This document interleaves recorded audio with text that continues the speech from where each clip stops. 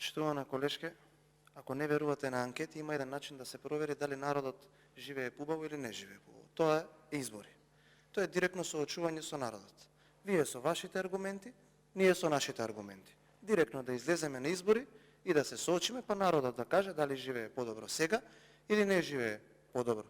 Мислам дека тоа е многу јасно. Довербата ние во градот Скопје и во секоја општина не ја добивме заради тоа што лажевме, туку заради тоа што имавме подобри проекти, заради тоа што вие бевте катастрофа.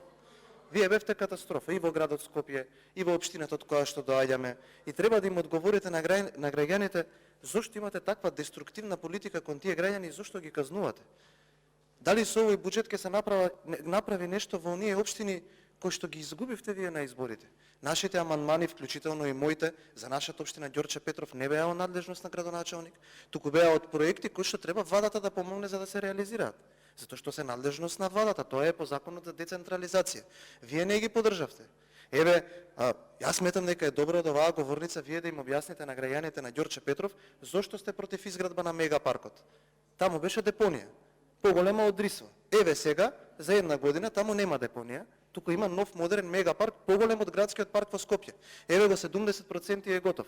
Па вашата партија излегувате, па кажувате дека имало ѓубре, дека било контаминирана почвата, дека не се градел по ПИЕС, ги користите вашите полуги на власта за инспекторите да пишуваат одредени извештаи, за да се обидуваат да запрати зградбата на тој парк. Па еве полицијата расветува случај во кој што некои активисти блиски до вашата партија намерно имали истурено ѓубре или го оштетували имотот на паркот, која ќе се расветли истрагата, ќе ги изнесеме со име и со презиме, доколку полицијата не сака, ние ги поседуваме тие имиња и презимиња на тоа кој се дрзнал таму да уништува општествен имот. И мислам дека тоа е соодветно да се излезе и да се каже зошто ние не сакаме да им помогнеме на граѓаните од општините каде што убедливо загубивме во првиот круг. Еве конкретно ако вие кажете дека тоа било заради генералната политика, зошто не изгуби Максим Димитриевски, зошто не изгуби Коста Костадинов во Струмица, туку таму каде што вие сте оделе, таму каде што вие сте ги кажувале тие работи, сте го лажеле народот, ве проценил. Ве оценил со кого си има работа. И затоа токму јас од оваа говорница ве велам две работи.